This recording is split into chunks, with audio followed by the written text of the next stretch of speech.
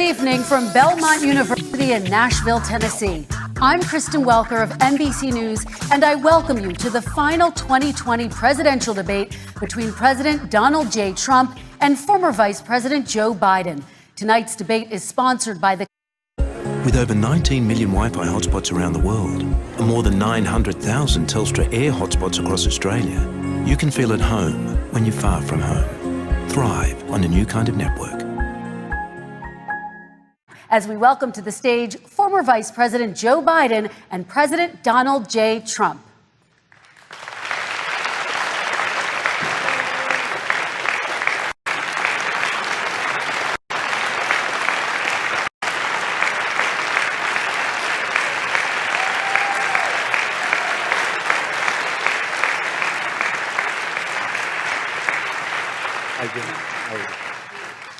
And I do want to say very good evening to both of you. This debate will cover 6 major topics. At the beginning of each section, each candidate will have 2 minutes uninterrupted to answer my first question. The debate commission will then turn on their microphone only when it is their turn to answer, and the commission will turn it off exactly when the 2 minutes have expired.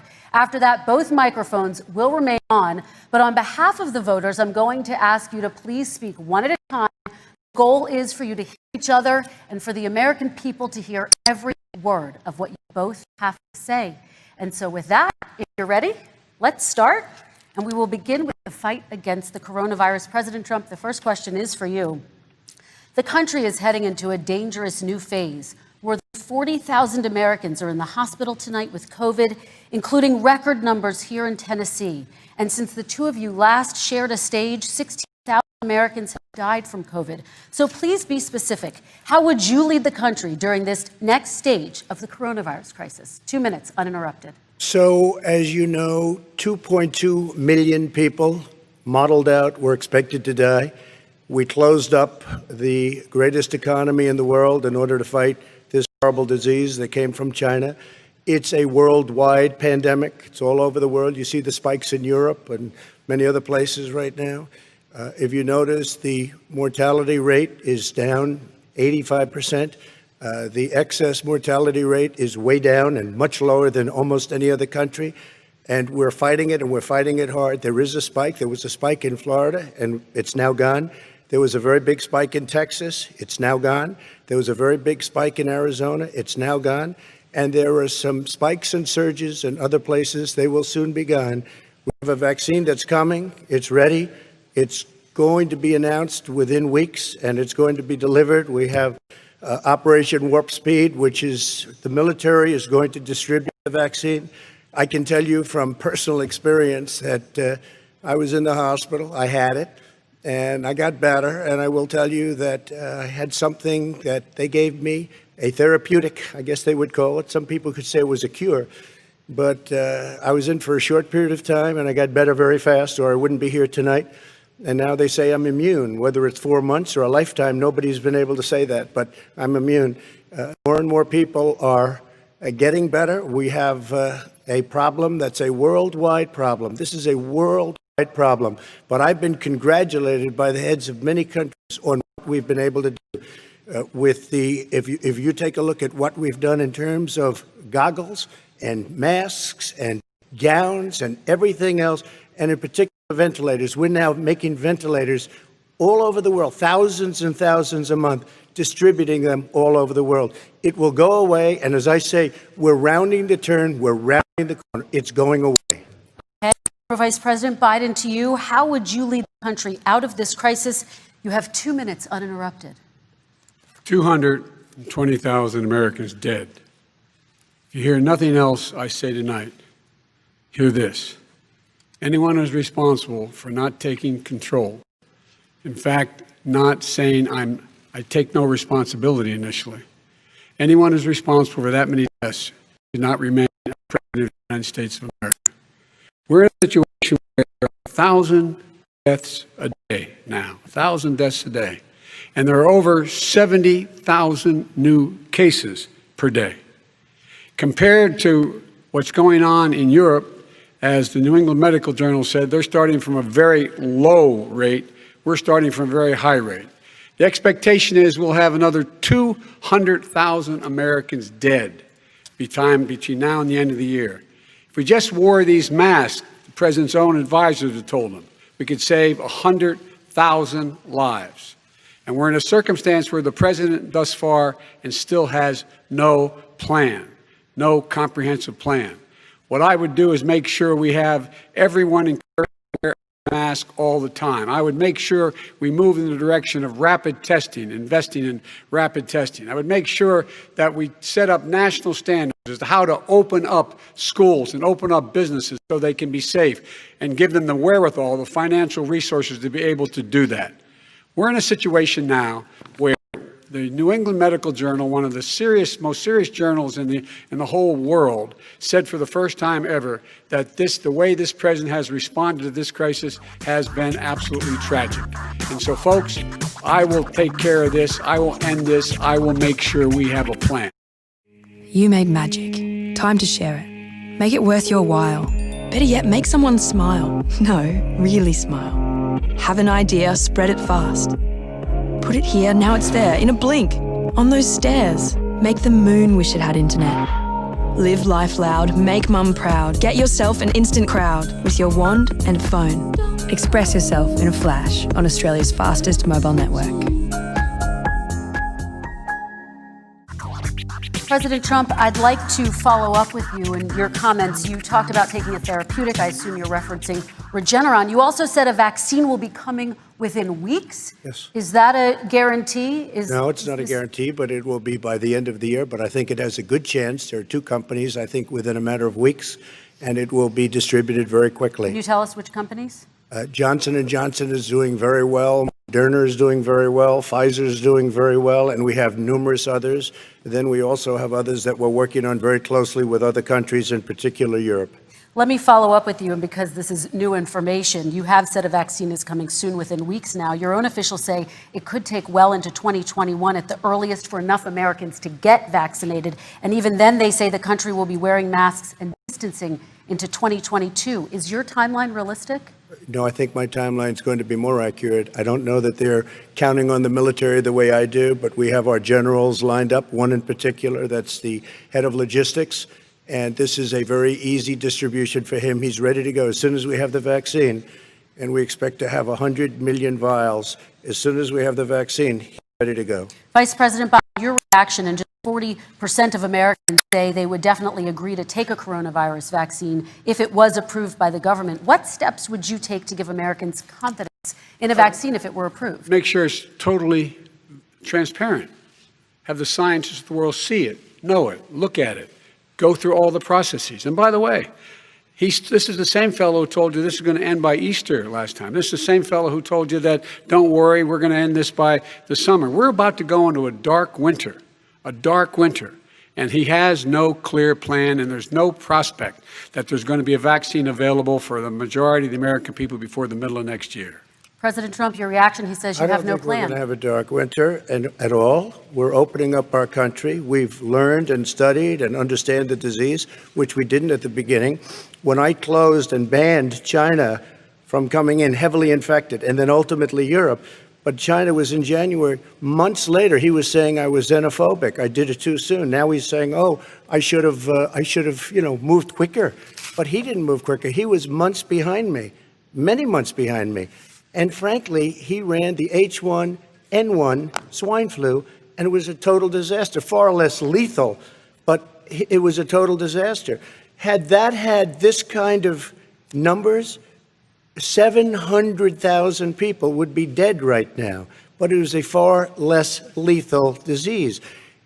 Look, his own person who ran that for him, who, as you know, was his chief of staff, said it was catastrophic, it was horrible, we didn't know what we were doing. Now he comes up and tells us how to do this. Well, everything that he said about the way every single move that he said we should make, that's what we've done. We've done all of it. But he was way behind us. Vice President Biden, your response. My response is he is xenophobic, but not because he shut down access from China. And he did it late after 40 countries had already done that. And what he did, he made sure 44 people that were in there in China trying to get to Wuhan determine what exactly the source was. What did the president say in January? He said, no, he said, he's being transparent. The president of China is being transparent. We owe him a debt of gratitude. We have to thank him.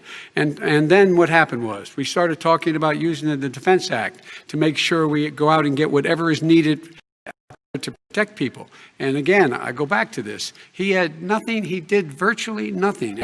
Then he got out of the hospital and he talks about don't worry, it's all going to be over soon. Come on.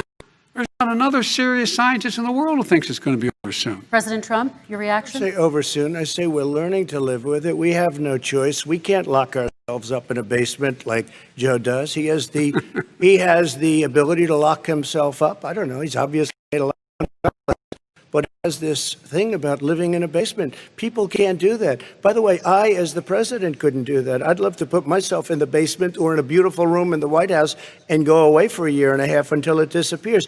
I can't do that. And Kirsten, every meeting I had, and I'd meet a lot of families, including Gold Star families and military families, every meeting I had, and I had to meet them. I had to. It would be horrible to have canceled anything.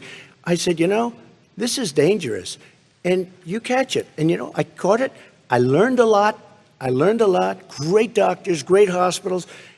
And now I recovered. 99.9% of young people recover. 99% of people recover. We have to recover. We can't close up our nation. We have to open our school. And we can't close up our nation, or you're not going to have a nation. And of as young people can get sick with COVID-19 and can pass it. Vice President Biden, I want to talk broadly about strategy, though. Can I respond to that? 30 seconds, please, and then I have a question. No, number one, he says that we're learning to live with it. People are learning to die with it. You folks home will have an empty chair at the kitchen table this morning. That man or wife going to bed tonight and reaching over to try to touch out of habit where their wife or husband is gone. Learning to live with it. Come on. We're dying with it because he has never said, you said it's dangerous. When's the last time? Is it really dangerous still? Are we dangerous? You tell the people it's dangerous now? What should they do about the danger? And you say, I take no responsibility. Talk about your two. Excuse me, I take full responsibility. It's not my fault that he came here. It's China's fault. And you know what? It's not Joe's fault that it came here either. It's China's fault. They kept it from going into the rest of China for the most part, but they didn't keep it from coming out to the world, including Europe and ourselves. It's magic, isn't it? How the world makes itself new every minute, every day. One moment you're doing your thing, the next this thing's beaming it live to 700 of your best friends. Now you're talking to your granny as a hologram. Hi, hologram. But for all this magic, you're not just going to need a bigger network. You're going to need a whole new kind of network. One that's ready for all that's ahead of us. A network fast enough to handle your new phone. No, not that one. The one you're going to get next year. A network that travels with you far from home. A network that can make a store talk to a cow, the cow to a farmer, a truck to your fridge to your car. Hang on, there's nobody driving that car. Oh, that's right. The network is. It's a magical time to be alive on a new kind of network that'll help you thrive. President Trump. Look, perhaps just to finish this, I was kidding on that, but just to finish this, when I closed, he said I shouldn't have closed. And that went on for months. Nancy Pelosi said the same thing. She was dancing on the streets of Chinatown in San Francisco. But when I closed, he said, this is a terrible thing, you're xenophobic. I think he called me racist even, and because I was closing to China. Now he says I should have closed it earlier. Joe, it doesn't work. I didn't say either of those things. You certainly did. You certainly did. I talked about a xenophobia in a different context. It wasn't about closing the border to Chinese coming to the United States. All right, I want to talk about both of your different strategies. He thought I shouldn't have closed the border. Well, that's obvious. Do you want to respond to that quickly, Vice President No. Biden? Okay. Let's talk about your different strategies toward dealing with this. Mr. Vice President, you suggested you would support new shutdowns if scientists recommended it. What do you say to Americans who are fearful that the cost of shutdowns, the impact on the economy, higher rates of hunger, depression, domestic and substance abuse, outweigh those What I say is I'm going to shut down the virus, not the country. It's his ineptitude that caused the country to have to shut down in large part. Why businesses have gone under, why schools are closed, why so many people have lost their living, and why they're concerned. Those other concerns are real. That's why he should have been, instead of in a sand trap in his golf course, he should have been negotiating with Nancy Pelosi and the rest of the Democrats and Republicans about what to do about the acts they were passing, billions of dollars to make sure people had capacity. But you have I'm not down the neighborhood. There are need standards. The standard is if you have a reproduction rate in a community that's above a certain level, everybody says slow up, more social distancing, do not open bars and do not open gymnasiums, do not open until you get this under control, under more control. But when you do open, give the people the capacity to be able to open and have the capacity to do it safely. For example, schools. Schools, they need a lot of money to open. They need to deal with ventilation systems. They need to deal with smaller classes, more teachers, more pods. And he's refused to support that money, or at least up to now. Let's talk about schools. President Trump, I think we have to respond, if I might. Please, and then I have a follow-up. Thank you, and I appreciate that. Look, all he does is talk about shutdowns, but forget about him. His Democrat governors, Cuomo in New York, you look at what's going on in California, you look at Pennsylvania, North Carolina, Democrats all, they're shut down so tight and they're dying. They're dying. And he supports all these people. All he talks about is shutdowns. No, we're not going to shut down. We have to open our schools. And it's like, as an example, I have a young son. He also tested positive. By the time I spoke to the doctor the second time, he was fine. It just went away.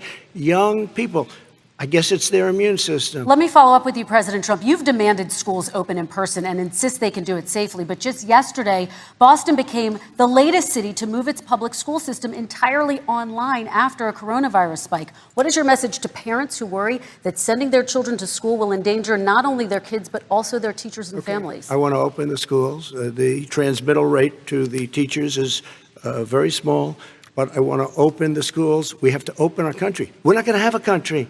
You can't do this. We can't keep this country closed. This is a massive country with a massive economy. People are losing their jobs. They're committing suicide. There's depression, alcohol, drugs at a level that nobody's ever seen before. There's abuse, tremendous abuse. We have to open our country. You know, I've said it often. The cure cannot be worse than the problem itself. And that's what's happening. And he wants to close down. He'll close down the country if one person in our massive bureaucracy says we should close it down. Vice President Biden, your response. Simply not true. We ought to be able to walk and chew gum at the same time. We ought to be able to safely open, but when they need resources to open. You need to be able to, for example, if you're going to open a business, have social distancing within the business. You need to have, if you have a restaurant, you need to have plexiglass dividers so people cannot infect one another. You need to be in a position where you can take testing and know whether the person is infected. You need to be able to trace. You need to be able to provide all the resources that are needed to do this. And that is not inconsistent with saying that we're going to make sure that we open safely. And by the way, all you teachers out there, not that many of you are going to die, so don't worry about it. Come on. President Trump, let me follow up with you quickly. By the way, I will say this. If you go and look at what's happened to New York, it's a ghost town. It's a ghost town. And when you talk about plexiglass, these are restaurants that are dying. These are businesses with no money.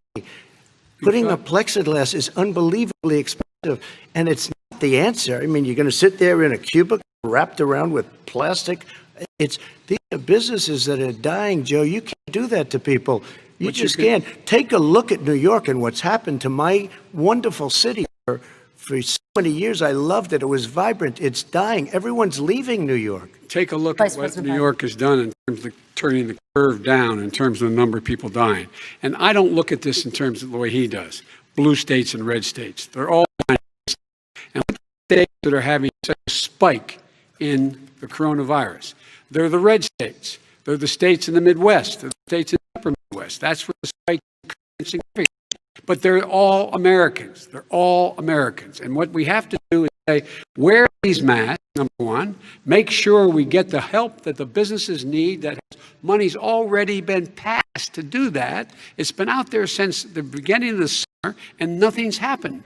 President, New York has lost more than 40,000 people, 11,000 people in nursing homes. President Trump, what when about... you say spike, take a look at what's happening in Pennsylvania, where they've had it closed. Take a look at what's happening with your friend in Michigan, where her husband's the only one allowed to do anything. It's been like a prison. Now it was just ruled unconstitutional. Take a look at North Carolina. They're having spikes, and they've been closed, and they're getting killed financially. We can't let that happen, Joe. You can't let that happen. We have to open up. And we understand the disease. We have to protect our seniors. We have to protect our elderly. We have to protect especially our seniors with heart problems and diabetes problems. And we will protect. We have the best testing in the world by far. That's why we have so many cases. Let me follow up with you before we move on to our next section. President Trump, this week you called Dr. Anthony Fauci, the nation's best-known infectious disease expert, quote, a disaster. You described him and other medical experts as, quote, idiots. If you're not listening to them, who are you listening to as you fight this? I'm listening to all of them, including Anthony. I get along very well with Anthony. But he did say, don't wear masks. He did say, as you know, this is not going to be a problem. I think he's a Democrat, but that's okay. He said this is not going to be a problem. We are not going to have a problem at all. When Joe says that, I said, Anthony Fauci said, and others, and many others, and I'm not knocking him a lot. Nobody knew. Look, nobody knew what this thing was. Nobody knew where it was coming from, what it was. We've learned a lot. But Anthony said, don't wear masks. Now he wants to wear masks. He also said, look back, exact words. This is no problem. This is going to go away soon. So he's allowed to make mistakes. He happens to be a good person. Soon you'll experience magic you can only have imagined. And the things you love most come to life before your very eyes. That's why we're building a new kind of network, so you can thrive. Vice President Biden, you're on, and then we're going to move on to the next section. My response is that think about what the president knew in January and didn't tell the American people. He was told this was a serious virus that spread in the air, and it was much worse than the flu. He went on record and said to one of your colleagues, recorded, that in fact he knew how dangerous it was, but he didn't want to tell us. He didn't want to tell us because he didn't want us to panic. He didn't want us, Americans don't panic. He panicked. But guess what? In the meantime, we find out in the New York Times the other day that, in fact, his folks went to Wall Street and said this is a really dangerous thing. And a memo out of that meeting, not from his administration, but from some of the brokers, said sell short because we got to get moving. All right, we're going to move on to our next section, which is national security. And I do want to start with the security of our elections and some breaking news from overnight. Just last night, top intelligence officials confirmed again that both Russia and Iran are working to influence this election. Both countries have obtained U.S. voter registration information, these officials say, and Iran sent intimidating messages to Florida voters. This question goes to you, Mr. Vice President. What would you do to put an end to this threat? You have 2 minutes uninterrupted. I made it clear, and I ask everyone else to take the pledge. I made it clear that any country, no matter who it is, that interferes in American elections will pay a price. They will pay a price. And it's been overwhelmingly clear this election, I won't even get into the last one, this election, that Russia has been involved, China has been involved to some degree, and now we learn that Iran is involved.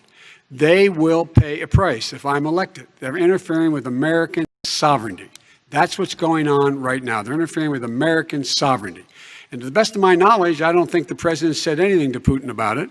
I don't think he's talking to them a lot. I don't think he said a word. I don't know why he hadn't said a word to Putin about it.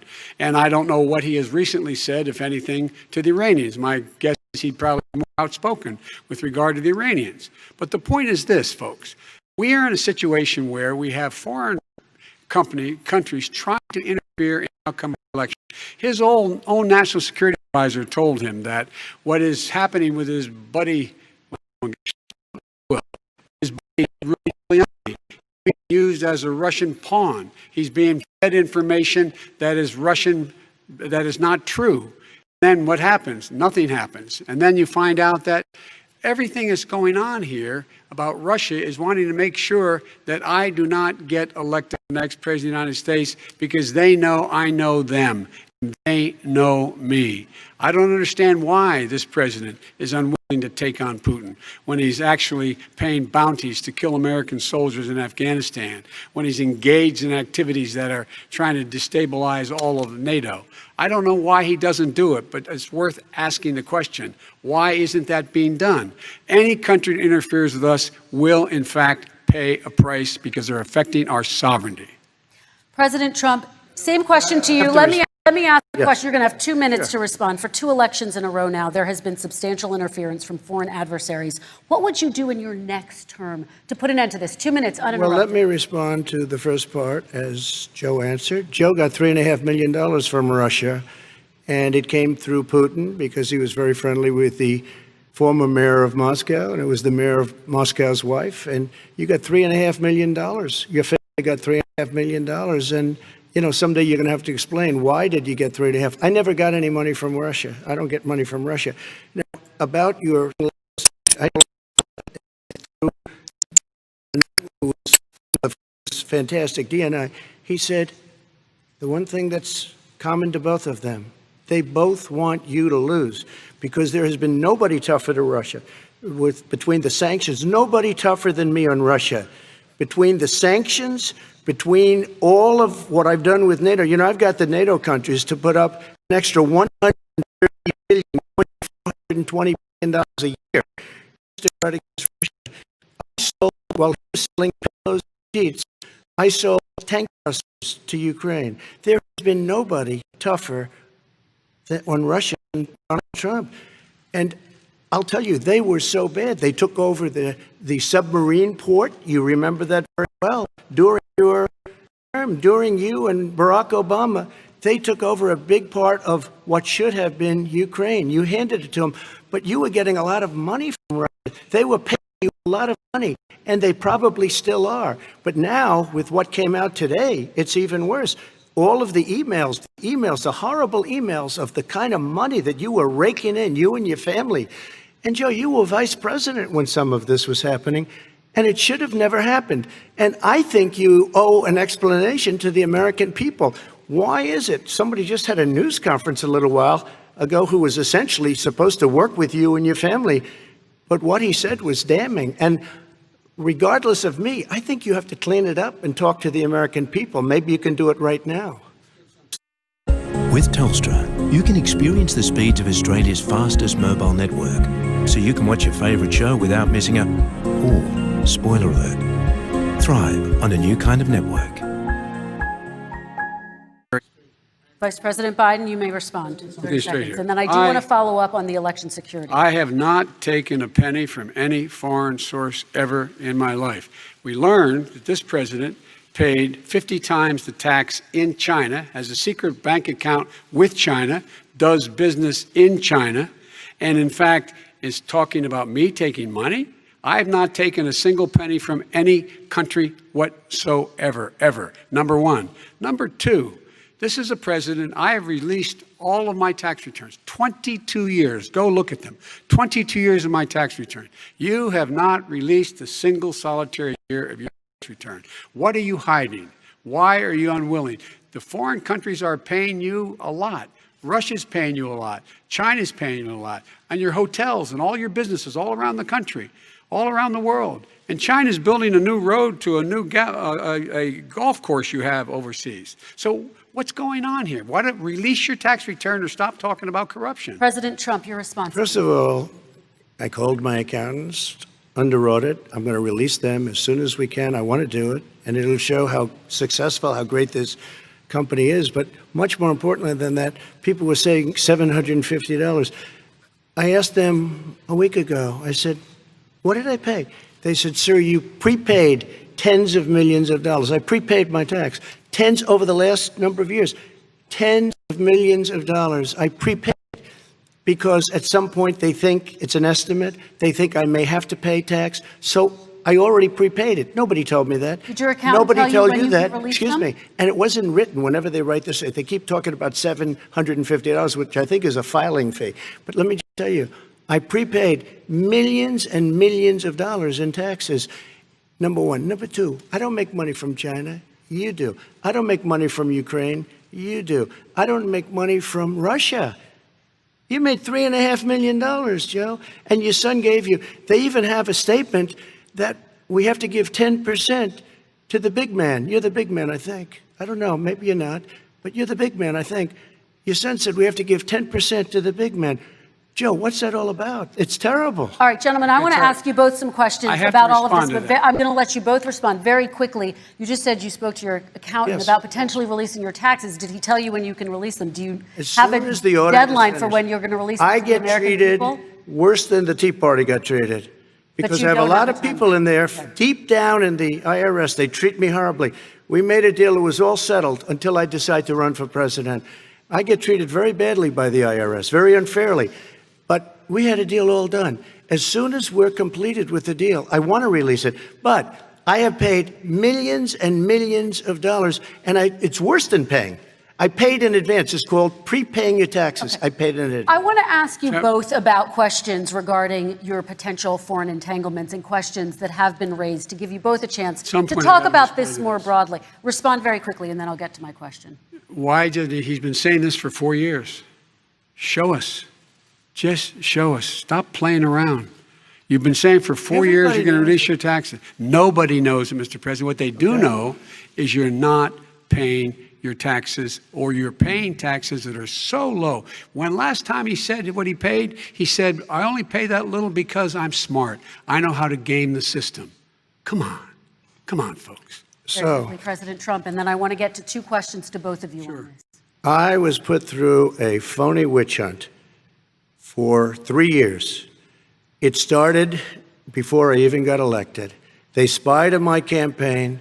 No president should ever have to go through what I went through. Let me just say this. Mueller and 18 angry Democrats and FBI agents all over the place spent $48 million. They went through everything I had, including my tax returns, and they found absolutely no collusion and nothing wrong. 48 million. I guarantee you, if I spent $1 million on you, Joe, I could find plenty wrong, because the kind of things that you've done and the kind of monies that your family has taken.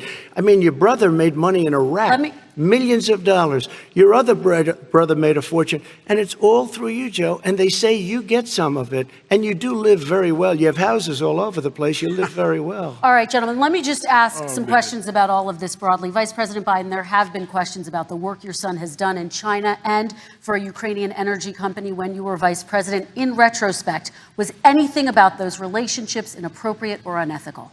Nothing was unethical. Here's what the deal. With regard to Ukraine, we had this whole question about whether or not, because he was on the board, I later learned of Burisma, a company, that somehow I had done something wrong. Yet every single solitary person, when he was going through his impeachment, testifying under oath who worked for him, said, I did my job impeccably. I carried out U.S. policy. Not one single solitary thing was out of line. Not a single thing, number one. Number two, the guy who got in trouble in Ukraine was this guy trying to bribe the Ukrainian government to say something negative about me, which they would not do and did not do, because it never, ever, ever happened.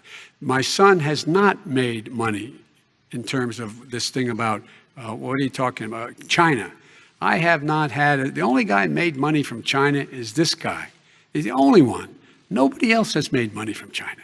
President Trump, let me ask my question to you. But could I just one thing? Very quickly. His son didn't have a job for a long time, was sadly no longer in the military service. I won't get into that.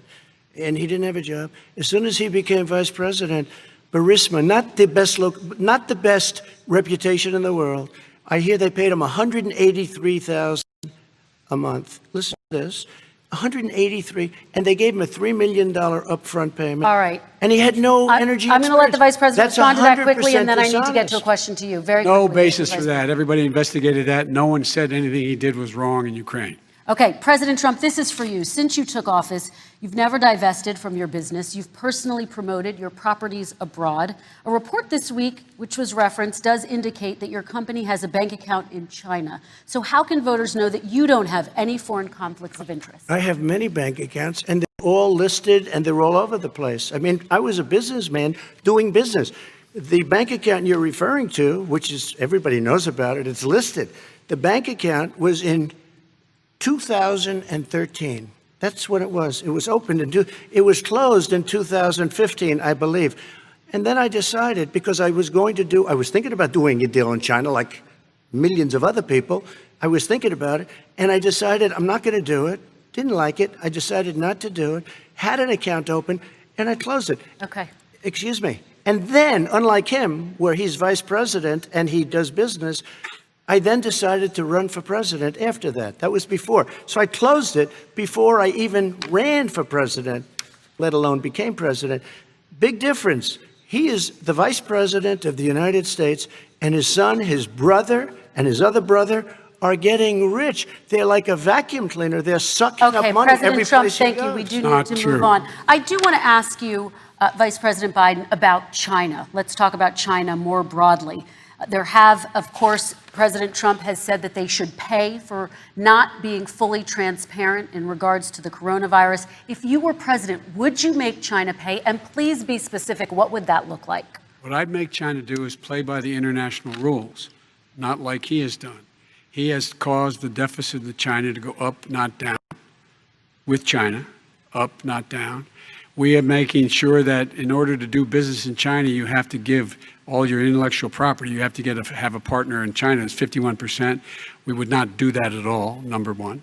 Number two, we're in a situation where China would have to play by the rules internationally as well. When I met with Xi, when I was still vice president, he said we're setting up air identification zones in the South China Sea. You can't fly through them. I said we're going to fly through them. We just flew B-52, B-1 bombers through it. We're not going to pay attention. They have to play by the rules. And racist guys like thugs in North Korea and the Chinese president and Putin and others, and he pokes his finger in the eye of all of our friends, all of our allies. We make up we're 25% of the world's economy. We need to be having the rest of our friends with us saying to China, these are the rules. You play by them or you're going to pay the price for not paying by them economically. That's the way I will run it. And that's what we did in upholding steel tariffs and a range of other things when we were president and vice president. All right, let's talk about North Korea. Excuse me, no, I have to respond to that. Okay, very quickly, and then we're going to move on to with North $1.5 billion Korea. from China to Not manage after true. spending 10 minutes in office and being in Air Force Two, number one. Number two, there's a very strong email talking about your family wanting to make $10 million a year for introductions. President Trump, on China policy, true. though, what No, specifically wait a are minute. you going to do? What specifically are you going to do to make China pay? You've said you're going to make them pay. China is paying. They're paying billions and billions of dollars. I just gave New $28 billion. sanctions? New sanctions? I just gave $28 billion to our farmers. Taxpayers' money. What? Taxpayers' money. Oh, From yeah, China. you know who the taxpayer is? It's called China. China paid true. $28 billion, and you know what they did to pay it, Joe? They devalued their currency, and they also paid up. And you know who got the money? Our farmers, our great farmers. They were targeted. You never charged them anything. Also, I charged them 25% on dumped steel because they were killing our steel industry. We were not going to have a steel industry. Okay. Now we have a steel Okay, industry. Vice President, response, please. My response is, this isn't about, there's a reason why he's bringing up all this malarkey. There's a reason for it. He doesn't want to talk about the substantive issues. It's not about his family and my family. It's about your family. And your family's hurting badly. If you're making less than, you're a middle-class family, you're getting hurt badly right now. You're sitting at the kitchen table this morning deciding, well, we can't get new tires, they're bald because we have to wait another month or so. Or are we going to be able to pay the mortgage? Who's going to tell her she can't go back to community college? They're the decisions you're making in the middle-class families like I grew up in Stanton and Claymont. They're in trouble. We should be talking about your families, but that's the last thing he wants to talk about. I want to talk about North Korea. Excuse me. Do you want to turn to Please. 10 seconds, Mr. President? That's 10 a seconds. typical political statement. Let's get off this China thing. And then he looks, the family, around the table, everything. He's a typical politician when I see that. Let's talk I'm about not a North typical Korea now. politician. Okay, That's why I got elected. Let's get off the subject of China. Let's talk around sitting around the table. All right. Come on, Joe, you can do better. We're going to talk about North Korea. President Trump, you've met with North Korean leader Kim Jong-un 3 times. You've talked about your beautiful letters with him. You've touted the fact that there hasn't been a war or a long-range missile test. And yet North Korea recently rolled out its biggest ever intercontinental ballistic missile and continues to develop its nuclear arsenal. Do you see that as a betrayal of the relationship you forged? Just 30 seconds here because we need to get on to the next. So when I met with Barack Obama, we sat in the White House right at the beginning, had a great conversation. It was supposed to be 15 minutes, and it was well over an hour. He said the biggest problem we have is North Korea. He indicated we will be in a war with North Korea. Guess what? It would be a nuclear war, and he does have plenty of nuclear capability. In the meantime, I have a good relationship with him. Different kind of guy, but he probably thinks the same thing about me. We have a different kind of a relationship. We have a very good relationship, and there's no war. And you know, a couple months ago, he went into a certain area. They said, oh, there's going to be trouble. No, they're not. Because he's not going to do that. And I was right. Until millions of people, sold miles away. Millions and millions, 30 million people inside. Millions of people would be dead right now. President, North Korea conducted 4 nuclear tests under the Obama administration. Why do you think you would? In fact, do not have the wherewithal to be, if you qualify for Medicaid and you do not have the wherewithal in your state to get Medicaid, you automatically are enrolled, providing competition for insurance companies. That's what's going to happen. Secondly, we're going to make sure we reduce the premiums and reduce drug prices by making sure that there's competition that exists now by allowing the Medicare to negotiate drug prices with the insurance companies. Thirdly, the idea that I want to eliminate private insurance, the reason why I had such a fight with 20 candidates for the nomination was I support private insurance. That's why not one single person with private insurance would lose their insurance under my plan, nor did they under Obamacare. They did not lose their insurance unless they chose they wanted to go to something else. Lastly, we're going to make sure we're in a situation that we actually protect pre-existing. There's no way he can protect pre-existing conditions. None, zero. You can't do it in the ether. He's been talking about this for a long time. He's never come up with a plan. I guess we're going to get the pre-existing condition plan the same time we get the infrastructure plan that we've been waiting since 17, 18, 19, and 20. The fact, I still have a few more minutes. I know you're getting anxious.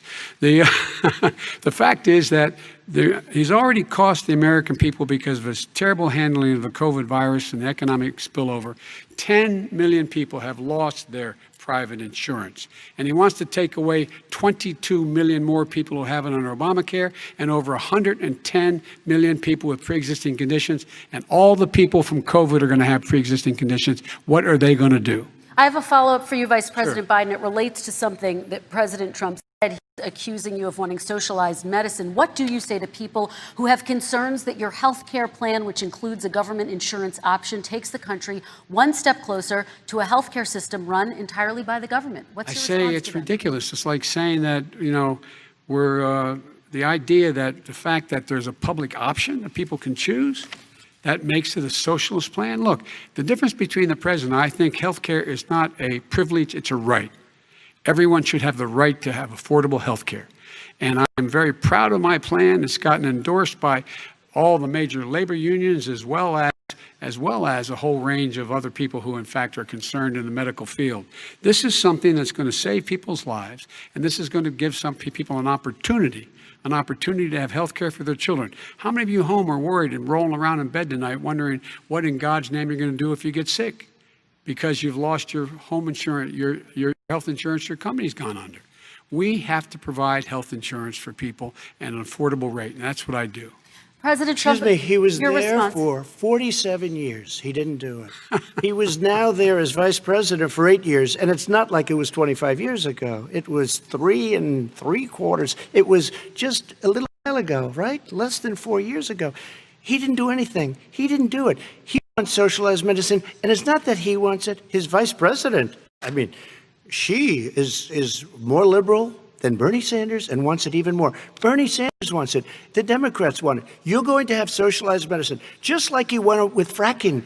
We're not going to have fracking. We're going to stop fracking. We're going to stop fracking. Then he goes to Pennsylvania after he gets a nomination, where he got very lucky to get it. And he goes to Pennsylvania and he says, oh, we're going to have fracking. And you never ask that question. And by the way, so far, I respect very much the way you're handling this, I have to say. By the way. But somebody should ask the question. You can ask he goes for a year. There will be no fracking. We have a number of topics we're going to get to. That's a big question. We're going to get to. It's the same thing with socialized medicine. I have to respond. Vice President, your response, please. My response is people deserve to have affordable health care, period. Period, period, period. And the Biden care proposal will, in fact, provide for that affordable health care, lower premiums. What we're going to do is cost some money. It's going to cost over $750 billion over 10 years to do it. And they're going to have lower premiums. You can buy into the better plans, the cheaper plans, lower your premiums, deal with unexpected billing, and have your drug prices drop significantly. He keeps talking about it. He hasn't done a thing for anybody on health care. Not a thing. Kristen, when Very he quickly, says, then I want to talk when about he what's says happening on public Capitol option, Hill. he's talking about socialized medicine. And when he and healthcare, when he talks about a public option, he's talking about destroying your Medicare, totally, and destroying your Social Security. And this whole country will come down. You know, Bernie Sanders tried it in his state. He tried it in his state. His governor was a very liberal governor. They wanted to make it work. Okay, let's let Vice President Biden respond. It doesn't Vice work. President He's Biden, a very your confused response. guy. He thinks he's running against somebody else. He's running against Joe Biden. I beat all those other people because I disagreed with them. Joe Biden he's running against. And the idea that we're in a situation that they're going to destroy Medicare, this is the guy that the actuary at Medicare said, if in fact, at Social Security, if in fact he continues to withhold his plan to withhold the tax on Social Security will be bankrupt by 2023 with no way to make up for it. This is the guy who's tried to cut Medicare. So the idea that Donald Trump is lecturing me on Social Security and Medicare, come on. He tried to get 10 rid of. seconds, He Mr. tried to President, hurt and then I Social have to go to Security another years question. ago. Years ago. Go back and look at the records. He tried to hurt Social Security years ago. All right, let's move on. I'm going to move on. Mr. President, I have to move on to the next question. They said or the else stock we're not market going to have will time to boom talk about it. if I'm elected. If he's elected, the stock market will crash. Okay, let's move on to the next question. Very quickly. Look, the idea that the stock market is booming is his only measure of what's happening. Where I come from in Scranton and Claymont, the people don't live off of the stock market. Just in the last three years during this crisis, the billionaires in this country made, according to the Wall Street, $700 billion more dollars. $700 billion more dollars. Because that's his only measure. What happens to the ordinary people out there? What happens to them? Let's talk about what's happening on Capitol Hill. We're going to move on, 401ks are through the roof. We're going to move on. Stock are through the roof. All right. And he doesn't come from Scranton. That's like he lived there for a short period of time before he even knew it. We're going to move on to and the he next left. question. And the people of Pennsylvania Let me will move show on you to my that. next question, They gentlemen. understand. As of tonight, more than 12 million people are out of work. And as of tonight, 8 million more Americans have fallen into poverty, and more families are going hungry every day. Those hit hardest are women and people of color. They see Washington fighting over a relief bill. Mr. President, why haven't you been able to get them the help they need? 30 seconds here. Because Nancy Pelosi doesn't want to approve it. I do. But you're the president. I do, but I still have to get. Unfortunately, that's one of the reasons I think we're going to take over the House, because of her. Nancy Pelosi doesn't want to approve anything because she'd love to have some victories on a date called November 3rd. Nancy Pelosi does not want to approve it. We are ready, willing, and able to do something. Don't forget, we've already approved 3 plans, and it's gone through, including the Democrats, in all fairness. This one she doesn't want. It's near the election because she thinks it helps her politically. I think it hurts her politically. All right, Mr. Vice President. The Republican leader in the United States Senate said he can't pass it. He will not be able to pass it. He does not have Republican votes. Why isn't he talking to his Republican friends? Let me follow up with you, Vice President we made a Biden, deal, because the Republicans let me will ask pass Vice it. President Biden a question. You are the leader of the Democratic Party. Why have you not pushed the Democrats to get a deal for the American people? Well, I have, and they have pushed it. Look, they passed this act all the way back in the beginning of the summer. This is like it's not new. It's been out there. This HEROES Act has been sitting there. And look at what's happening. When I was in charge of the Recovery Act with $800 billion, I was able to get $145 billion to local communities that have to balance their budgets and states that have to balance their budgets, so then have to fire firefighters, teachers, first responders, law enforcement officers, so they could keep their cities and counties running. He will not support that. They have not done a thing for them. And Mitch McConnell said, let them go bankrupt. Let them go bankrupt. Come on. What's the matter with these guys? The bill that was passed in the House was a bailout of badly run, high-crime, Democrat, all run by Democrats, cities and states. It was a way of getting a lot of money, billions and billions of dollars to these states. It was also a way of getting a lot of money from our people's pockets to people that come into our country illegally. We were going to take care of everything for them. And what that does, I'd love to do that. I'd love to help them. But what that does, everybody all over the world will start pouring into our country. We can't do it. This was a way of taking care of them. This was a way of spending on things that had nothing to do with COVID, as per your question. But it was really a big bailout for badly run Democrat cities and states. All right, By the way, I want to. if I get elected, I'm running as a proud Democrat, but I'm going to be an American president. I don't see red states and blue states. What I see is American, United States. And folks, every single state out there finds themselves in trouble. They're going to start laying off, whether they're red or blue, cops, firefighters, first responders, because they have to balance their budget. And the founders were smart. They allowed the federal government to deficit spend to compensate for the United States of America. I want to talk about the minimum wage, gentlemen. Mr. Vice President, we are talking a lot about struggling small businesses and business owners these days. Do you think this is the right time to ask them to raise the minimum wage? You, of course, support a $15 federal minimum wage. I do, because I think one of the things we're going to have to do is we're going to have to bail them out, too. We should be bailing them out now, those small businesses. You got 1 in 6 of them going under. They're not going to be able to make it back. They passed a package that allows us to be able to call PPP. Money is supposed to go to help them do everything from organize how they can deal with their businesses being open safely. Schools, how they can make classrooms smaller, how they can hire more teachers, how they can put ventilation systems in. They need the help. The businesses as well as the schools need the help. But these guys will not help them. Is not giving them any of the money. We are going to move on to immigration, one thing very but I quickly, want he to get said we your have to help our reaction. small businesses by raising the minimum wage. That's not helping. I think it should be a state option. Alabama is different than New York. New York is different from Vermont. Every state is different. It should be a state option. You said very recently. We have recently. to help. It's very important. We have to help our small businesses. You How said- are you helping your small businesses when you're forcing wages? What's going to happen, and what's been proven to happen, is when you do that, these small businesses fire many of their employees. You said very Not true, recently you would by the way. consider raising the federal minimum it. wage to $15 Say an it. hour. You said recently you would consider raising the federal minimum wage to What $15 I an hour. really Is that like, still the case? and I would consider it to an extent. But In a what I second really administration? like, in a second administration, but not to a level that's going to put all these businesses out of business. It should be a state option. Look, I've lived in different places. I know different places. They're all different. Some places, $15 is not so bad. In other places, other states, $15 would be Okay, President ruinous. Trump, thank you. Quick response, Vice President Biden. 2 jobs, 1 job, be below poverty.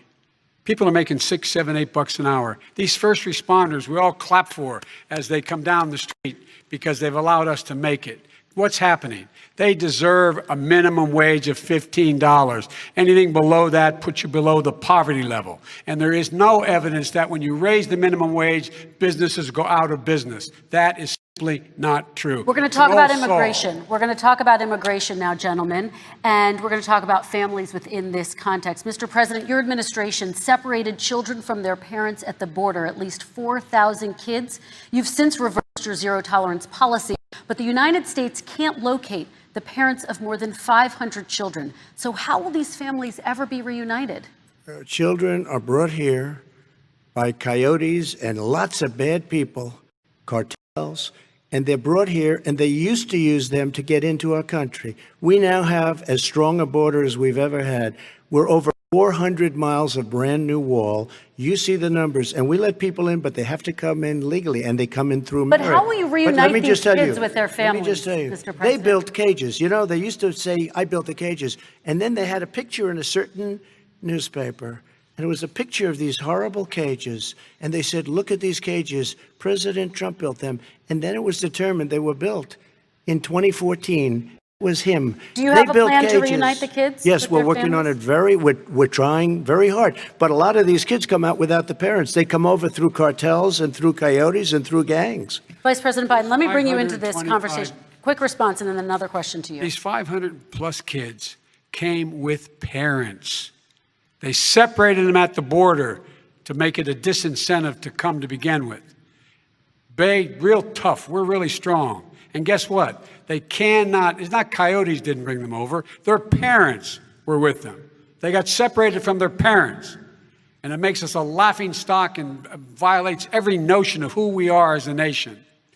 Let me ask you a follow-up Kristen, question. they did it. We changed the policy. Your response they to that? They did it. We changed. Did not They built the separate cages. the Who built the cages, Joe? Let's talk about what Who we're built the talking about. cages, Let's Joe? talk about what we're talking about. What happened? Parents were ripped, their kids were ripped from their arms and separated. And now they cannot find over 500 of sets of those parents, and those kids are alone. Nowhere to go. Nowhere to go. It's criminal. It's criminal. Let me ask Kristen, you I about will say this. immigration. They went 10 down. seconds, We and then brought I need to ask reporters, you. everything. They are so well taken care of. They're in facilities that were so clean. But some that of have them gotten haven't been such reunited But with their just ask families. one question. Who built the cages? I'd love you to ask him that. Who built the cages? Let me ask about your immigration policy, Mr. Vice President. The Obama administration did fail to deliver immigration reform, which had been a key promise during the administration. It also presided over record deportations as well as family detentions at the border before changing course. So why should voters trust you with an immigration overhaul now? Because we made a mistake. It took too long to get it right. It took too long to get it right. I'll be president of the United States, not vice president of the United States. And the fact is, I've made it very clear. Within 100 days, I'm going to send to the United States Congress a pathway to citizenship for over 11 million undocumented people. And all of those so-called dreamers, those DACA kids, they're going to be immediately certified again to be able to stay in this country and put on a path to citizenship. The idea that they are being sent home by this guy and they want to do that is going to a country they've never seen before. I can imagine you're 5 years old, your parents are taking you across the Rio Grande River and it's illegal. And you say, oh no, Mom, leave me here. I'm not going to go with you. They've been here. Many of them are model citizens. Over 20,000 of them are first responders out there taking care of people during this crisis. We owe them. We owe them. President Kristen, Trump, he your had reaction. 8 years to do what he said he was going to do. And I've changed without having a specific. We got rid of catch and release. We got rid of a lot of horrible things that they put in and that they lived with. But he had 8 years he was vice president. He did nothing except build cages to keep children in. Vice President Biden, your response. The catch and release, you know what he's talking about there? If in fact you had a family came across and they were arrested, they in fact were given a date to show up for their hearing. They were released. And guess what? They showed up for a hearing. And this is the first president in the history of the United States of America that anybody seeking asylum has to do it in another country. That's never happened before in America. That's never happened before in America. You come to the United States and you make your case that I seek asylum based on the following premise, why I deserve it under American law. They're sitting in squalor on the other side of the river. President Trump, your response, So 30 important. seconds, and then we'll move It on. just shows that he has no understanding of immigration or the laws. Catch and release is a disaster. A murderer would come in, a rapist would come in, a very bad person would come in. We would take their name. We have to release them into our country. And then you say they come back. Less than 1% of the people come back. We have to send ICE out and Border Patrol out to find them. We would say, come back in 2 years, 3 years. We're going to give you a court case. You need Perry Mason. We're going to give you a court case. When you say they come back, they don't come back, Joe. They never come back. Only the really I hate to say this, but those with the lowest IQ, they might come back. Okay, But President they're Trump, very, let's very give few. Vice President Biden a chance to respond, and then we're going to move on to the You next don't know section. the law, Joe. Vice President Biden, your response. Know the law, what he's telling you is simply not true. Well, check it out. They don't come back. Check it out. All right, let's move on. But we don't have to worry about it because because they terminated it, so we don't have to worry about Let's it. move anymore. on to the next And you have section. 525 kids not knowing where in God's name they're going to be and lost their parents. Go ahead. All right, let's talk about our next section, which is race in America. And I want to talk about the way Black and brown Americans experience race in this country. Part of that experience is something called the talk. It happens regardless of class and income. Parents who feel they have no choice but to prepare their children for the chance that they could be targeted, including by the police, for no reason other than the color of their skin. Mr. Vice President, in the next 2 minutes, I want you to speak directly to these families. Do you understand why these parents fear for their children? I do. You know, my daughter is a social worker, and she's written a lot about this. She has a graduate degree from the University of Pennsylvania in social work. And you know, one of the reasons why I ended up working on the east side of Wilmington, Delaware, which is 90% African American, was to learn more about what was going on. I never had to tell my daughter, if she's pulled over, make sure she puts, for a traffic stop, put both hands on top of the wheel and don't reach for the glove box because someone may shoot you. But a black parent, no matter how wealthy or how poor they are, has to teach their child, when you're walking down the street, don't have a hoodie on when you go across the street. Making sure that you, in fact, if you get pulled over, yes, yes, sir, no, sir, hands on top of the wheel, because you are, in fact, the victim, whether you're a person making child of a $300,000 a year person or someone who's on food stamps. The fact of the matter is, there is institutional racism in America. And we have always said, we've never lived up to it, that we hold these truths to be self-evident. All men and women are created equal. Well, guess what? We have never, ever lived up to it, but we've always constantly been moving the needle further and further to inclusion, not exclusion. This is the first president to come along and says, that's the end of that. We're not going to do that anymore. We have to provide for economic opportunity, better education, better health care, better access to schooling, better access to opportunity to borrow money to start businesses. All the things we can do, and I've laid out a clear plan as to how to do those things, just to give people a shot. It's about accumulating the ability to have wealth as well as it is to be free from violence. President Trump, same question to you, and let me remind you of the question. I would like you to speak directly to these families. Do you understand why these parents fear for their children? Yes, I do. And again, he's been in government 47 years. He never did a thing except in 1994 when he did such harm to the black community. And they were called, and he called them super predators. And he said that. He said it, super predators. And they have never lived that down. 1994, your crime bill, the super predators. Nobody has done more for the black community than Donald Trump. And if you look, with the exception of Abraham Lincoln, possible exception, but the exception of Abraham Lincoln, nobody has done what I've done. Criminal justice reform, Obama and Joe didn't do it. I don't even think they tried because they had no chance at doing it. They might have wanted to do it, but if you had to see the arms I had to twist to get that done, it was not a pretty picture, and everybody knows it, including some very liberal people that cried in my office. They cried in the Oval Office. 2 weeks later, they're out saying, gee, we have to defeat him. Criminal justice reform, prison reform, opportunity zones with Tim Scott, a great senator from South Carolina, came in with this incredible idea for opportunity zones, some of the most successful programs. People don't talk about it. Investment is the biggest beneficiary, the black and Hispanic communities, and then historically black colleges and universities. After 3 years of coming to the office, I love some of those guys. They were great. They came into the office and they said, I said, what are you doing? After 3 years, I said, why do you keep coming back? Because we have no funding. I said, you don't have to come back every year. We have to come back because President Obama would never give them long-term funding. And I did. 10-year long-term funding, and I gave them more money than they asked for because they said, I think you need more. And I said, the only bad part about this is I may never see you again because I got very friendly with them, and they like me and I like them. But I saved historically black colleges and universities. Okay, and we're going to talk about both of your records, but your response to that, Vice President? My response to that is I never, ever said what he accused me of saying. The fact of the matter is, in 2000, though, after the crime bill had been in the law for a while, this is a guy who said, the problem with the crime bill, there's not enough people in jail. There's not enough people in jail. And go on my website, get the quote, the date when he said it. Not enough people. He talked about marauding gangs, young gangs, and people who are going to maraud our cities. This is a guy who in Central Park 5 innocent black kids, he continued to push for making sure that they got the death penalty. None of them were guilty of the crimes they were suggested. Look, and talk about granted, he did in fact let 20 people, he commuted 20 people's sentences. We commuted over 1,000 people's sentences.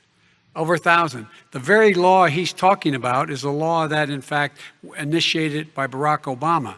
And secondly, we're in a situation here where the federal prison system was reduced by 38,000 people under our administration.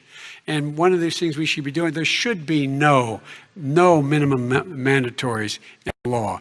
That's why I'm offering $20 billion to states to change their state laws to eliminate minimum mandatories and set up drug courts. No one should be going to jail because they have a drug problem. They should be going to rehabilitation, not to jail. We should fundamentally change the system, and that's what I'm going to do. But why didn't he do it 4 years ago?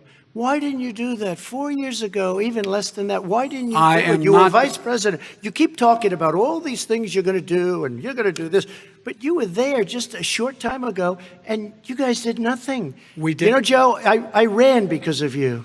I ran because of Barack Obama, because you did a poor job. If I thought you did a good job, I would have never run. I would have never run. I ran because of you. I'm looking at you now. You're a politician. I ran because of you. All right, Vice President Biden, your response to that, and then I do have some questions for both of you. Well, I tell you what, I hope he does look at me, because what's happening here is, you know who I am, you know who he is, you know his character, you know my character, you know our reputations for honor and telling the truth. I am anxious to have this race. I am anxious to see this take place. The character of the country is on the ballot. Our character is on the ballot. Look at us closely. Let me ask some follow-up. Please respond, and then we're going to have a follow-up question. If this is true about Russia, Ukraine, China, other countries, Iraq, if this is true, then he's a corrupt politician. All right. So don't give me the stuff about how you're this innocent baby. Joe, they're calling you a corrupt politician. Nobody's President Trump, I want to stay on the issue of race. We're talking about the issue. From hell. President Trump, we're talking about race now. I do want to stay on the issue of race. President Trump, I have to respond to that. Please, because look, very quickly. There are 50 former national intelligence folks who said that what he's accusing me of is a Russian plan. They have said that all the heads of the CIA, both parties, say what he's saying is a bunch of garbage. Nobody believes it except his and his good friend Rudy Giuliani. You mean the laptop is now another Russia hoax? That's exactly what. Is this that's where you're exactly going? what. This is told. where he's going. The laptop is Russia, Gentlemen, Russia. I want to stay on the issue of race. You have to be kidding. Here we go again with Russia. We're going to continue on the issue of race. Mr. President, you've described the Black Lives Matter movement as a symbol of hate. You've shared a video of a man chanting white power to millions of your supporters. You've said that black professional athletes exercising their First Amendment rights should be fired. What do you say to Americans who say that kind of language from a president is contributing to a climate of hate and racial strife? Well, you have to understand, the first time I ever heard of Black Lives Matter, they were chanting pigs in a blanket, talking about police. Pigs, talking about our police. Pigs in a blanket, fry them like bacon. I said, that's a horrible thing. And they were marching down the street. And that was my first glimpse of Black Lives Matter. I thought it was a terrible thing. As far as my relationships with all people, I think I have great relationships with all people. I am the least racist person in this room. Well, what do you say to Americans who are concerned by that rhetoric? I don't know. I mean, I don't know what to say. I got criminal justice reform done and prison reform and opportunity zones. I took care of black colleges and universities. I don't know what to say. They can say anything. I mean, they can say anything. It makes me sad because I am the least racist person. I can't even see the audience because it's so dark, but I don't care who's in the audience. I'm the least racist person in this room. Okay, Vice President Biden, let me ask you very quickly, and then I have a follow-up question for you. Abraham Lincoln here is one of the most racist presidents we've had in modern history. He pours fuel on every single racist fire, every single one.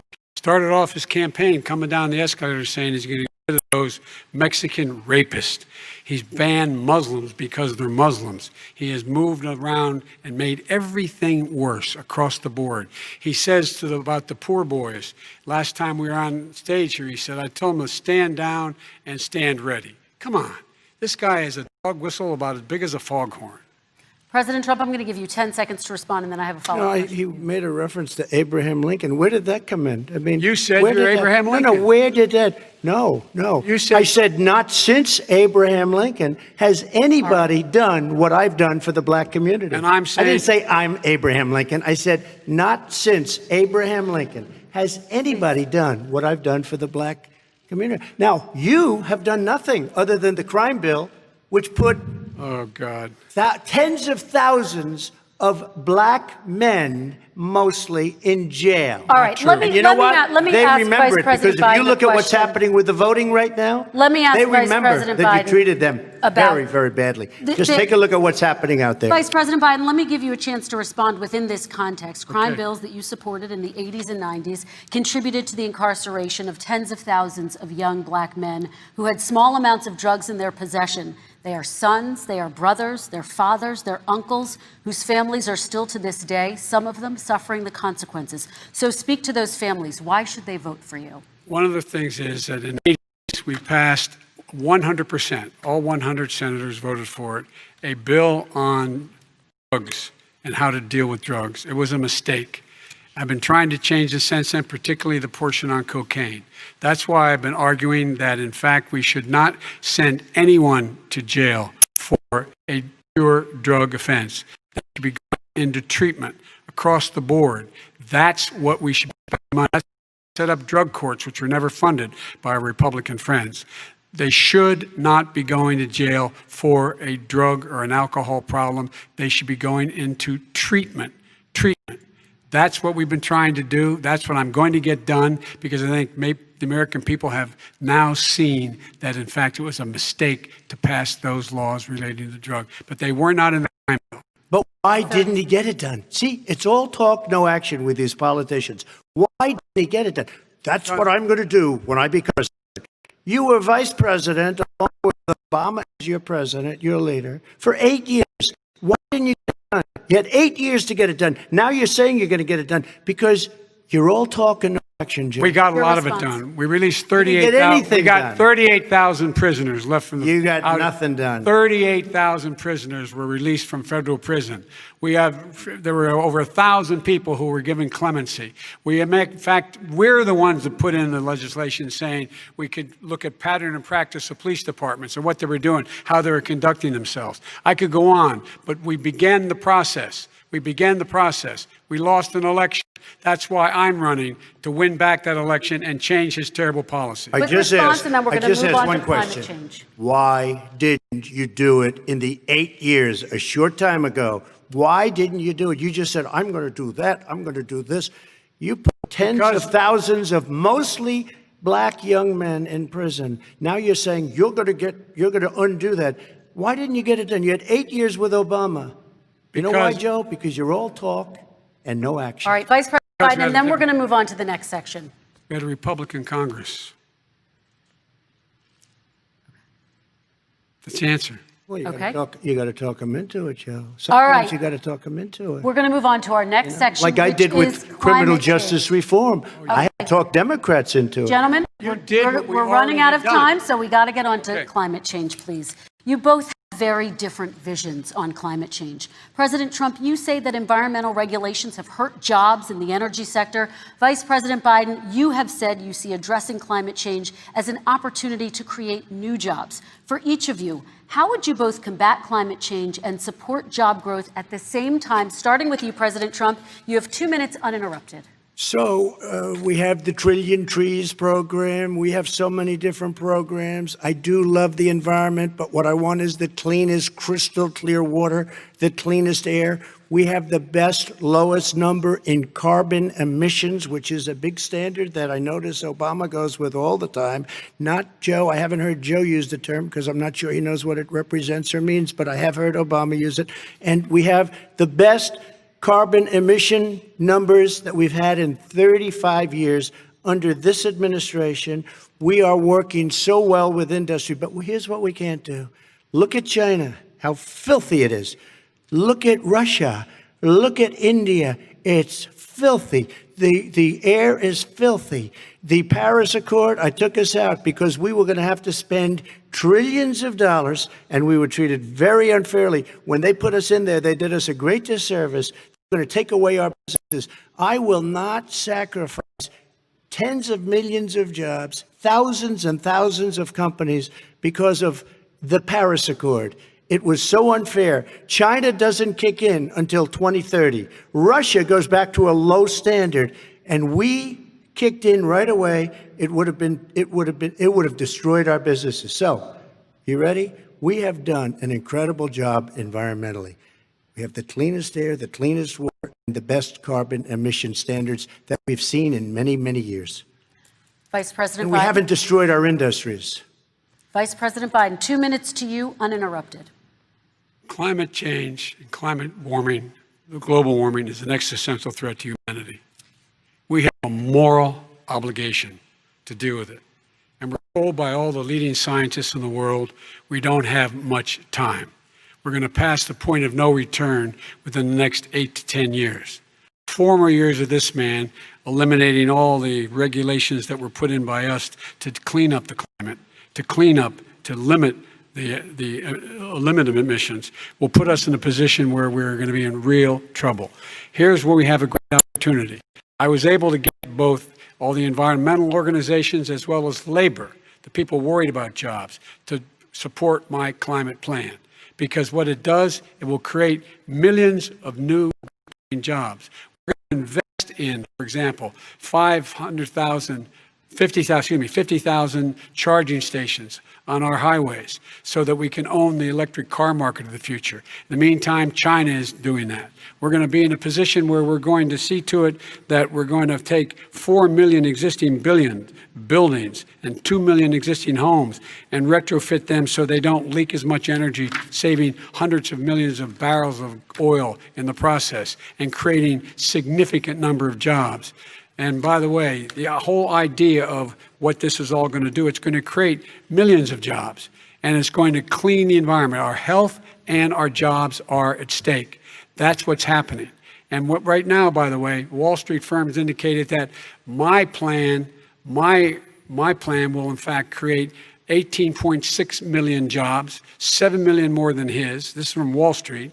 And I'll create $1 trillion more in economic growth than his proposal does. Not on climate, just on the economy. President Trump, you're Today came out and said very strongly, $6,500 will be taken away from families under his plan, that his plan is an economic disaster. If you look at what he wants to do, if you look at his plan, his environmental plan, you know who developed it? AOC plus 3. They know nothing about the climate. I mean, she's got a good line of stuff, but she knows nothing about the climate. And they're all hopping through hoops for AOC plus 3. Look, their real plan costs $100 trillion. If we had the best year in the history of our country for 100 years, we would not even come close to a number like that. When he says buildings, they want to take buildings down because they want to make bigger windows into smaller windows. As far as they're concerned, if you had no window, it would be a lovely thing. This is the craziest plan that anybody has ever seen. And this wasn't done by smart people. This wasn't done by anybody. Frankly, I don't even know how it can be good politically. Right. They want to spend $100 trillion. That's their real number. He's trying to say it was 6. It's $100 trillion. They want to knock down buildings and build new buildings with little, tiny, small windows. I mean, and many other things. Okay. And many other things. Let me have the Vice President respond, and we're running out of time, and we have a lot more questions to get to. So let's hear from the Vice President. I have a number more questions. I don't know where he comes from. I don't know where he comes up with these numbers. Queens. $100 trillion. Give me a break. This plan endorsed by every major environmental group and every labor group. Labor, because they know the future lies. The future lies in us being able to breathe, and they know there are good jobs in getting us there. And by the way, the fastest growing industry in America is solar energy and wind. He thinks wind causes cancer, windmills. It's the fastest growing jobs, and they pay good prevailing wages, 45, 50 bucks an hour. We can grow and we can be cleaner if we go the route I'm proposing. President Trump, Excuse me. please respond, and then I have some follow-ups. We are energy independent for the first time. We don't need all of these countries that we had to fight war over because we needed their energy. We are energy independent. I know more about wind than you do. It's extremely expensive, kills all the birds. It's very intermittent. It's got a lot of problems, and they happen to make the windmills in both Germany and China. And the fumes coming up, if you're a believer in carbon emission, the fumes coming up to make these massive windmills is more than anything that we're talking about with natural gas, which is very clean. One other thing. Find me a scientist solar. who said that. I love solar, but solar doesn't quite have it yet. It's not powerful yet to really run our big, beautiful factories that we need to compete with the world. So False. It's all a pipe dream. But you know what we'll do? We're going to have the greatest economy in the world. But if you want to kill the economy, get rid of your oil industry. And what about fracking? All right, let me allow fracking. Vice President Biden to I respond. never said I oppose fracking. You said it on tape. I did. Show the tape. Put it on your website. I'll put it on. Put it on the website. The fact of the matter is Showed he's it last flat lying. Would you rule out banning fracking? I do rule out banning fracking because the answer, we need other industries to transition to get to ultimately a complete zero emissions by 2025. What I will do with fracking over time is make sure that we can capture the emissions from the fracking, capture the emissions from gas.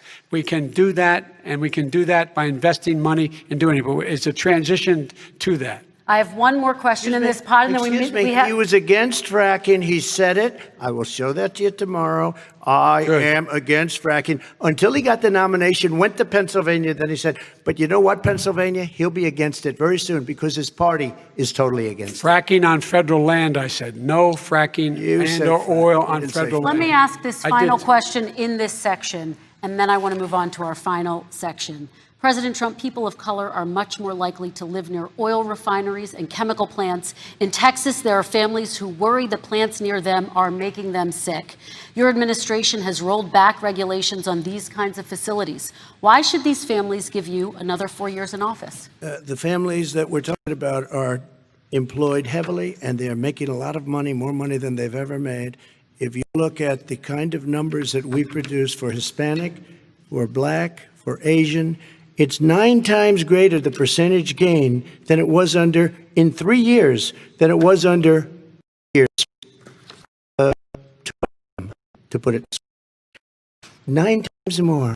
Now, somebody lives, I have not heard the numbers or the statistics that you're saying, but they're making a tremendous amount of money economically. We saved it, and I saved it again a number of months ago when oil was crashing because of the pandemic. Okay. We saved it. We got, say what you want about relationship, we got Saudi Arabia, Mexico, and Russia to cut back, way back. We saved our oil industry, and now it's very vibrant. All right. And everybody has very inexpensive gasoline. Remember Vice President Biden, response, and then we're going to have a final question for both of you. My response is that most people live on what they call fence lines. He doesn't understand this.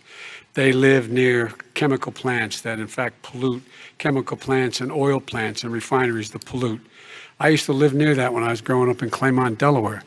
And all the more oil refineries in Marcus Hook and the Delaware River than there is any place, including in Houston at the time. When my mom get in the car and when there was first frost to drive me to school, turn in the windshield wiper, there'd be oil slick in the window. That's why so many people in my state were dying and getting cancer. The fact is, those frontline communities, it doesn't matter what you're paying them, it matters how you keep them safe. What do? And you impose restrictions on the pollutions, the pollutants coming out of those fence line communities. Okay, I have one final Would he question. close It down falls- the oil industry? It falls. Would you close it down the falls- oil By the way, I industry? would transition from the oil industry, yes. Oh, I will that's transition. a big statement. Thank It you. is a big statement. That's a big because statement. I would stop Why would you do that? because the oil industry pollutes significantly. Oh, I see. And here's the deal. But That's you a can't big do that. statement. Well, if you let me finish the statement, because it has to be replaced by renewable energy over time. And I'd stop giving to the oil industry, I'd stop giving them federal subsidies. He won't give federal subsidies to the gas, excuse me, to solar and wind. Yeah. Why are we giving it to oil industry? We actually do All give right. it to solar and wind. We And have that's one maybe the final biggest question. statement in terms of business. That's the biggest statement. Okay. Because We have basically one what he's final saying question, is he is Mr. going to President. destroy the oil industry. Will you remember that, Texas? Will you Okay. remember that, Pennsylvania, Oklahoma? Vice President Biden, let me give you 10 seconds to respond, and then I Ohio. have to get to the final question. Vice President Biden. He takes everything out of context, but the point is, look, we have to move toward a net zero emissions. The first place to do that by the year 2035 is in energy production, by 2050 totally. All right. One Is he final gonna get question China to to both do of it? you. No, we're finished with Is this. he We going have to to get move on China to to our do it? final question. We No, have to I'm move going on to to our rejoin final Paris question. Accord and make China abide by what they agreed to. All right, That'll this cost you is $1 about trillion. leadership, gentlemen. And this first question does go to you, President Trump. Imagine this is your inauguration day. What will you say in your address to Americans who did not vote for you? You'll each have 1 minute, starting with you, Mr. We have to make our country totally successful as it was prior to the plague coming in from China. Now we're rebuilding it, and we're doing record numbers, 11.4 million jobs in a short period of time, et cetera. But I will tell you, go back. Before the plague came in, just before, I was getting calls from people that were not normally people that would call me. They wanted to get together. We had the best black unemployment numbers in the history of our country. Hispanic, women, Asian, people with diplomas, with no diplomas, MIT graduates, #1 in the class. Everybody had the best numbers. And you know what? The other side wanted to get together. They wanted to unify.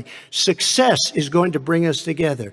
We are on the road to success. But I'm cutting taxes, and he wants to raise everybody's taxes, and he wants to put new regulations on everything. He will kill it. If he gets in, you will have a depression, the likes of which you've never seen. Your 401ks will go to hell, and it'll be a very, very sad day for this country. All right.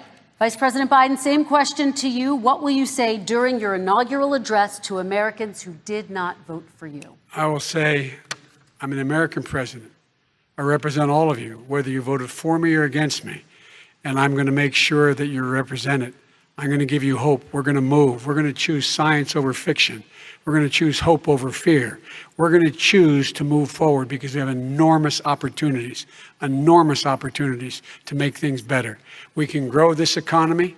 We can deal with the systemic racism. And at the same time, we can make sure that our economy is being run and moved and motivated by clean energy, creating millions of new jobs. And that's the fact. That's what we're going to do. And I'm going to say, as I said at the beginning, what is on the ballot here is the character of this country: decency, honor, respect, treating people with dignity, making sure that everyone has an even chance. And I'm going to make sure you get that. You haven't been getting it the last 4 years. All right. I want to thank you both for a very robust hour and a half, a fantastic debate. Really appreciate it. President Trump, former Vice President Joe Biden, thank you to Belmont University for hosting us tonight. And most importantly, thank you to those watching tonight. Election Day is November 3rd. Don't forget to vote. Thank you, everyone, and have a great night. Thank you.